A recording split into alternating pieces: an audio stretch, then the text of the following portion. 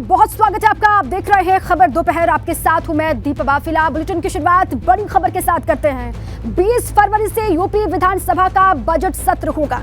राज्यपाल के अभिभाषण के साथ बजट सत्र की शुरुआत होगी। 22 फरवरी को पेश होगा उत्तर प्रदेश का बजट। 10 मार्च तक चलेगा यूपी विधानसभा का सत्र, ये जानकारी मिल रही है। शुरुआत सत्र की होगी राज्यपाल के अभिभाषण के साथ।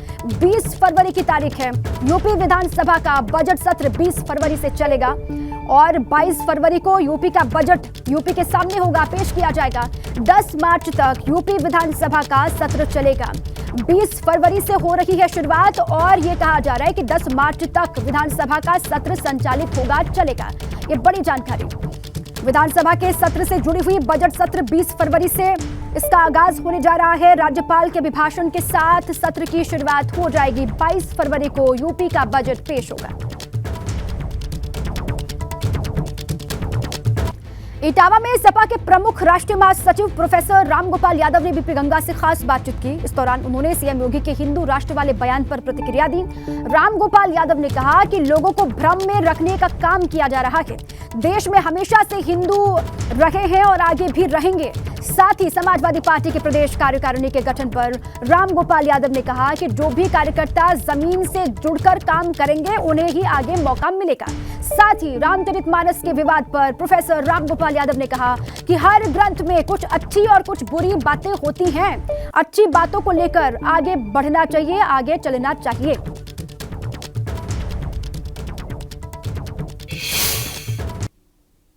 इस समय हमारे साथ समाजवादी पार्टी के प्रमुख राष्ट्रीय महासचिव प्रोफेसर रामगोपाल जी हैं। हम इनसे जानते हैं कि जिस तरह से लगातार योगी आदित्यनाथ का कहना है कि हिंदू राष्ट्र था, हिंदू राष्ट्र रहेगा, क्या बयान है?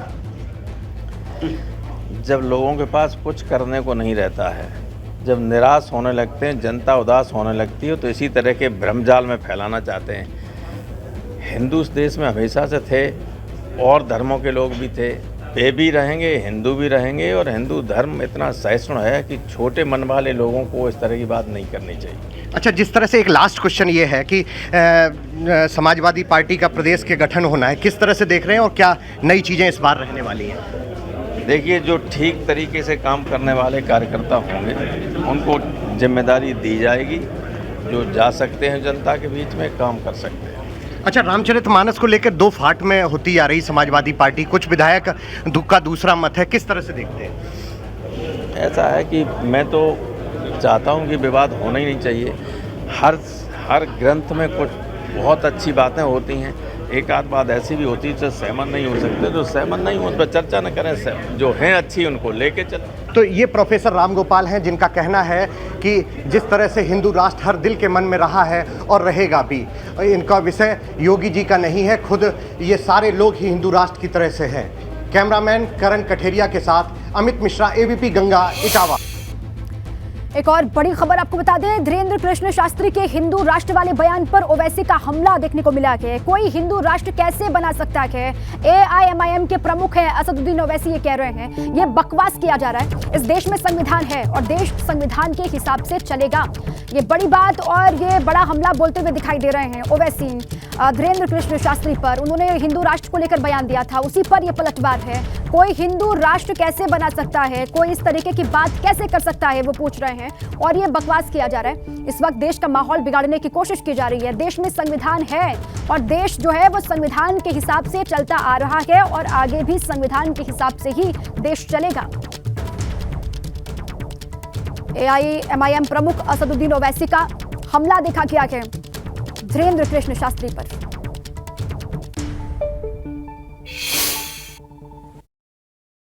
भारत की आज़ादी में जिन बुजुर्गों ने अपना खून पसीना सब कुछ लुटाया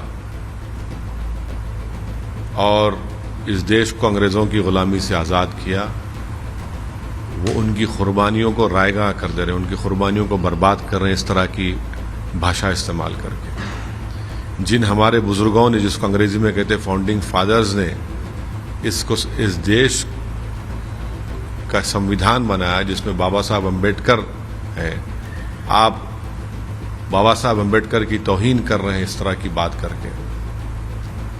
ये कैसा देश है जिस देश का कोई मजहब नहीं है? आप कैसे कह रहे हैं और कैसे सरकारें खामोश बैठी हैं इस बारे में? कैसे आप कह सकते हैं कि इस देश को ऐसा बना देंगे? कैसे बनाएंगे आप? तो आप अंबेडकर के संविधान को जला देंगे क्या? बड़ी खबर, सपा एमएलसी स्वामी प्रसाद मौर्य का नया आरोप, भाजपा सरकार मेरी हत्या करवाना चाहती है। स्वामी प्रसाद मौर्य कह रहे हैं पीएम राष्ट्रपति को अपनी सुरक्षा के लिए पत्र दिया है। स्वामी प्रसाद मौर्य ने कहा कि यूपी के प्रमुख सचिव गृह को भी पत्र भेजा गया है। धमकी देने वालों के खिलाफ कोई कार्रवाई नहीं हो रही है। इतनी धमकियों के बाद भी सरकार चुप बैठी हुई है। सरकार की मौन स्वीकृति ऐसे अपराधियों को मिली हुई है। मेरे ऊपर चाहे जितने हमले हों, लेकिन मैं कदम पीछे अपने नहीं लूंगा, ये कह रहे हैं स्वामी प्रसाद मौर्य। उन्होंने कहा कि मेरी जान को खतरा है, जान से मारने की कोशिश हो रही है। भाजपा सरकार मेरी हत्या करवाना चाहती है और इसको लेकर पीएम राष्ट्रपति को अपनी सुरक्षा के लिए पत्र दिया है। इस बात का भी उन्होंने जिक्र किया।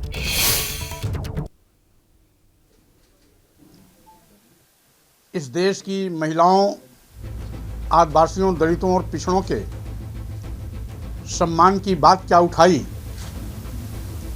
एक वर्ग विशेष के लोग मेरे पीछे हत्या की साजिश में लग गए।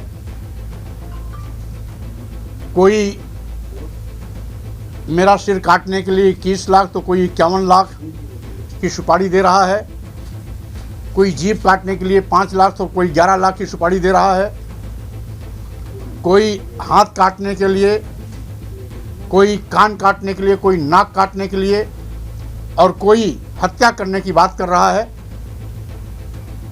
तो स्वाभाविक रूप से यह साधु वेश में जो आतंकवादी और आपराधिक चेहरे हैं, सरकार को चिन्हित करके उनके खिलाफ कड़ी कार्रवाई करनी चाहिए थी, एफआईआर दर्ज करानी चाहिए थी।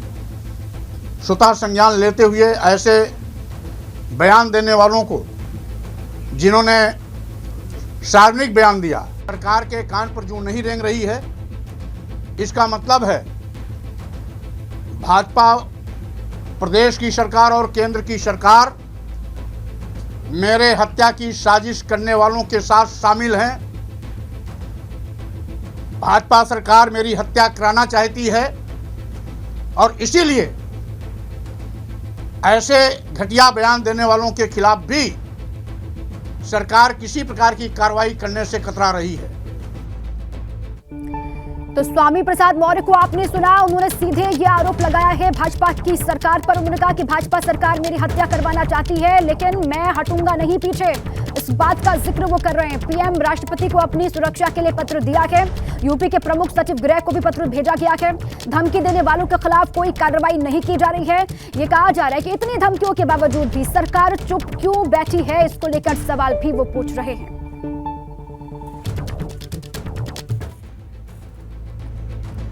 स्वामी प्रसाद मौर्य पर कैबिनेट मंत्री योगेंद्र उपाध्याय ने कहा है कि इतिहास साक्षी है कि जब कोई नेता संतों से टकराया है तो उसका सिंहासन डोला है। उन्होंने स्वामी प्रसाद मौर्य को अल्पज्ञानी बताया है। रामचरितमानस और शुद्ध को लेकर जो राजनीति उत्तर प्रदेश के केंद्र बिंदु में बनी हुई है, कल स्वामी प्रसाद मौर्य और हनुमानगढ़ी के महंत राजू दास के बीच काफ़ी गुत्था हुई, झगड़ा हुआ और इस मामले में अब आज बयानबाजी भी तेज है। हमारे साथ बात करने के लिए कैबिनेट मंत्री योगेंद्र उपाध्याय जी हैं। सर, स्वामी प्रसाद मौर्य ने कहा है कि मेरी हत्या कुछ लोग कराना चाहते हैं और सीधे उन्होंने सरकार को कटघरे में खड़ा कर दिया है कि सरकार ऐसे लोगों को संरक्षण दे। देखिए, स्वामी प्रसाद मौर्य जी का अल्प ज्ञान है। या तो उस साहित्य को जानते नहीं है, या जानते हैं तो जनवाना नहीं चाहते, आने वाली पीढ़ी को गुमराह करना चाहते हैं। जो रामायण में लिखा गया है, यमक अलंकार नाम की भी चीज़ है, कोई श्लेष अलंकार नाम की भी चीज़ है। जैसे रहमन पानी राखिए बिन पानी सब सून, पानी गए न उबरे मोती मानस चून। यहाँ पानी का अलग अलग जगह अलग अलग अर्थ निकाला गया है। ऐसे ही सजना है मुझे सजना के लिए, ये तो फिल्मी गाना है, इसको ही अगर सुन लेते वो तो शायद ऐसी बातें नहीं करते, और जानते हुए कर रहे हैं तो ये दुर्भाग्यपूर्ण है देश की राजनीति के लिए। 24 से पहले एक बार फिर से उत्तर प्रदेश में वही स्क्रिप्ट पलटने की कोशिश हो रही है जो 1990 के दशक में मंडल वर्सेस कमंडल की जो पॉलिटिक्स थी, यानी हिंदू वर्सेस जातीय पॉलिटिक्स। क्या इसको वो उस नज़रिए से देखा जाए? जो राष्ट्रवाद या बड़ी इशू लेके राजनीति नहीं कर पाते हैं, वो क्षुद्र राजनीति में पड़ते हैं और छोटे रास्ते से राजनीति चलाने की कोशिश करते हैं। इतिहास इस बात का साक्षी है और पिछले दिनों के चुनाव परिणाम इस बात के साक्षी है कि राजनीति में शॉर्टकट नहीं होता। शॉर्टकट करने से ऐसे ही मुंह की खाते समाप्त हो रहे हैं। बीएसपी समाप्त हो रही है, सपा समाप्ति की हो रहे हैं। अब उन्हें खतरा है, इसलिए जातिवाद की राजनीति को दोबारा उभारना चाहते हैं, लेकिन जनता उनके झांसे में आने वाली नहीं है। लगातार स्वामी प्रसाद मौर्य सर लगातार कैमरे के सामने बने हुए, लगातार बयानबाजी हो रही है, तो क्या लगता है एक प्लानिंग के तहत ये काम हो रहा है? क्योंकि अगर ये बयान अखिलेश जी भी इस बयान को लेकर कहीं ना कहीं उस ओन किए हुए हैं, वो कह रहे हैं कि शूद्र क्या होता है, इसको मैं सदन में योगी जी से पूछूंगा। और इवन स्वामी प्रसाद मौर्य ने तो आज तक ये भी कह दिया कि मैं संतों का सम्मान करता हूँ, लेकिन जो आतंकवादी हैं जो संतों के वेश में, उस पर कार्रवाई क्यों नहीं सरकार कर? ये सब बड़ा बयान ऐसे विभूषित करने की प्रयास करना यह गलत। अब आइए आगे बढ़े। लखनऊ से बड़ी खबर है। निकाय चुनाव को लेकर भाजपा की बड़ी बैठक हुई। भाजपा कार्यालय में भूपेंद्र चौधरी और धर्मपाल सिंह ने बैठक ली है। क्षेत्रीय अध्यक्ष और प्रदेश महामंत्रियों के साथ में ये मीटिंग की खबर है। स्थानीय निकाय चुनाव की रूपरेखा पर चर्चा की गई। इस बैठक में बूथ स्तर पर पार्टी को मजबूत करने के कार्यक्रम पर विस्तार से मंथन यहाँ पर हुआ है। अप्रैल में संभावित चुनाव को लेकर तैयारी में भाजपा जुटी हुई है और इसी तैयारी को आगे बढ़ाते हुए आज की इस मीटिंग में भी चर्चा की गई है। लखनऊ से ये खबर, निकाय चुनाव अप्रैल में संभावित है। ये कहा जा रहा है कि अप्रैल में निकाय चुनाव हो सकते हैं और इसी को लेकर भाजपा की तैयारी नजर आ रही है। निकाय चुनाव और 2024 के लोकसभा चुनाव की तैयारी में भाजपा जुटी हुई है और इसी कड़ी में केंद्रीय सहकारिता राज्य मंत्री बीएल वर्मा का कहना है कि 2024 लोकसभा चुनाव में भाजपा पहले से ज्यादा सीटें जीतेगी। साथ ही उन्होंने कहा कि निकाय चुनाव के लिए भी भाजपा ने पूरी तैयारी कर रखी है। चुनाव 2024 की तैयारियां चल रही है, बीजेपी भी लगातार तैयारी कर रही है। अब ऐसे में खबरें आ रही है कि बीजेपी अपना इंटरनल रिपोर्ट तैयार करे, जिसमें सांसदों की लोकसभा क्षेत्र में उपस्थिति, उनकी लोकप्रियता, सोशल मीडिया पर सहभागिता, केंद्र सरकार प्रदेश सरकार की योजना, इन तमाम सारे पैमानों को अब परखा जा रहा है। ये संगठन और सरकार के विषय रहते हैं। जिस स्तर पर जिनको जो समीक्षा करनी है वो करेंगे, लेकिन भारतीय जनता पार्टी के जनप्रतिनिधि अपनी पार्टी के जो निर्देश मिलते हैं उस तरह से काम करते हैं और मुझे लगता है कि आने वाले समय में जिस तरह से भारतीय जनता पार्टी ने परचम फहराने का काम किया है उससे भी ज़्यादा प्रचंड बहुमत के साथ हम 2024 में फहराने का काम करेंगे। शुक्रिया हमसे बातचीत करने के लिए केंद्रीय सहकारिता राज्य मंत्री बीएल वर्मा, जिनका कहना है कि जिस तरीके से बीजेपी के तमाम सारे सांसद अपने क्षेत्रों में कार्य करते रहते हैं, आगे आने वाले चुनाव में उससे भी ज़्यादा सीटें हम इस बार जीतेंगे। कृष्ण धर्मधर के साथ अविनाश तिवारी, एबीपी गंगा। भाजपा के राष्ट्रीय महासचिव दुष्यंत गौतम का कहना है कि सभी सांसदों की रिपोर्ट तैयार होगी और उसी के आधार पर लोकसभा चुनाव का टिकट फाइनल किया जाएगा। साथ ही दुष्यंत गौतम ने कहा कि निकाय चुनाव को लेकर भाजपा की तैयारी पूरी है। इस वक्त मेरे साथ बातचीत के लिए मौजूद है बीजेपी के राष्ट्रीय महासचिव दुष्यंत गौतम जी। सर, अगर बात करें तो भारतीय जनता पार्टी 2024 की तैयारियों में जुट गई है और तमाम सारे सांसदों को सर्वे कराने जा रही है। किस तरीके से टिकट देने को लेकर के आप लोग आगे बढ़ रहे हैं?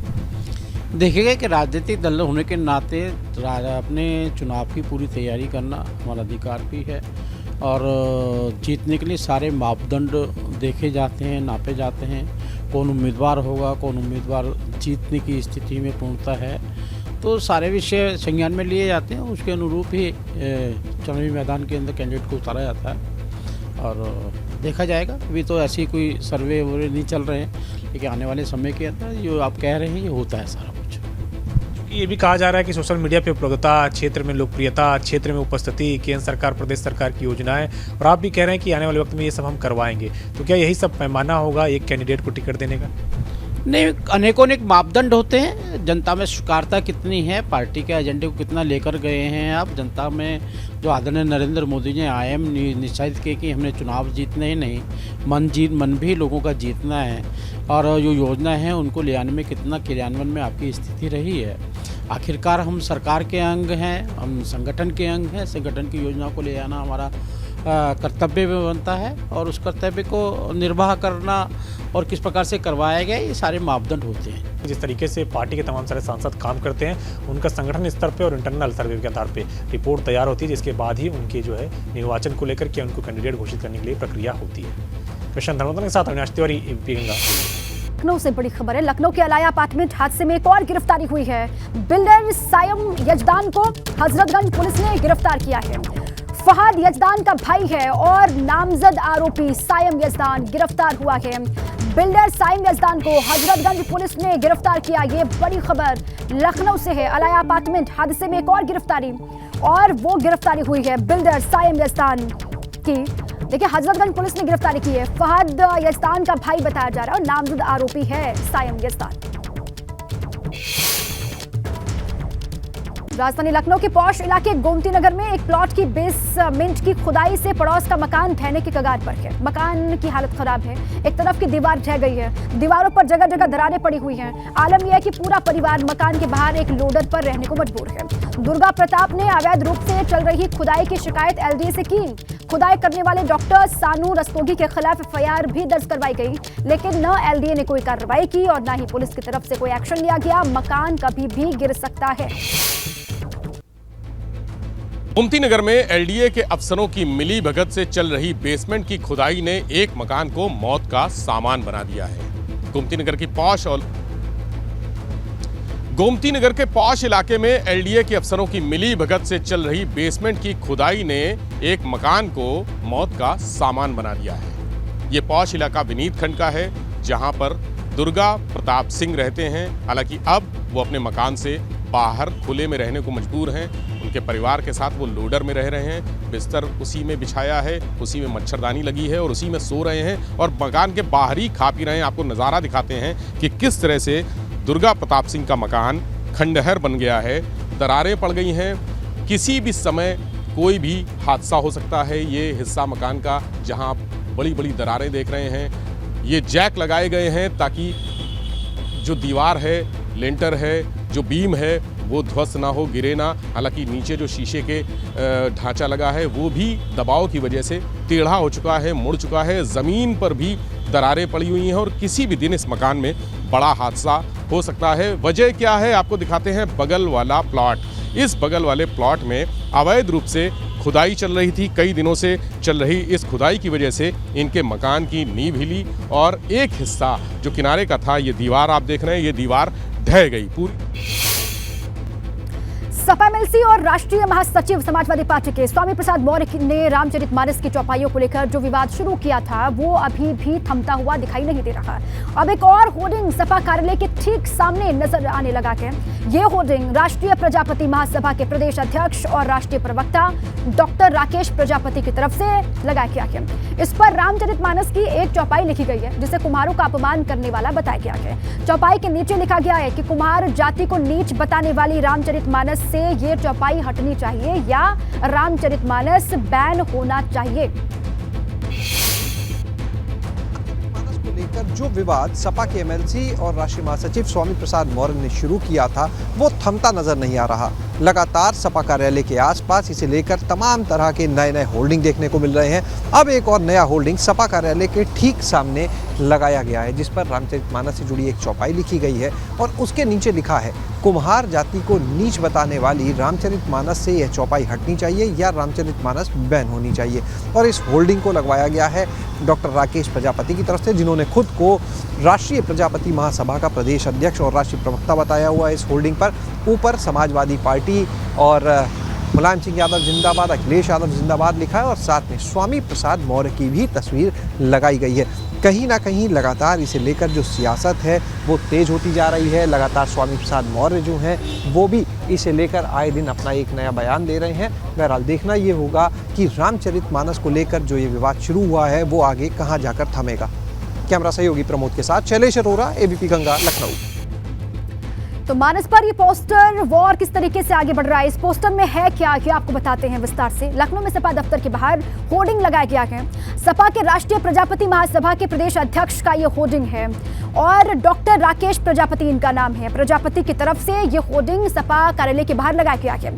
सपा के होर्डिंग में रामचरितमानस की एक चौपाई का जिक्र किया गया है। चौपाई को कुम्हारों का अपमान करने वाला बताया गया है। इस पोस्टर में, इस होर्डिंग में रामचरितमानस से चौपाई हटाने की मांग की गई है। या तो आप चौपाई को रामचरितमानस से हटाइए या फिर रामचरितमानस को बैन कर दीजिए, ये मांग इस होर्डिंग में की गई है।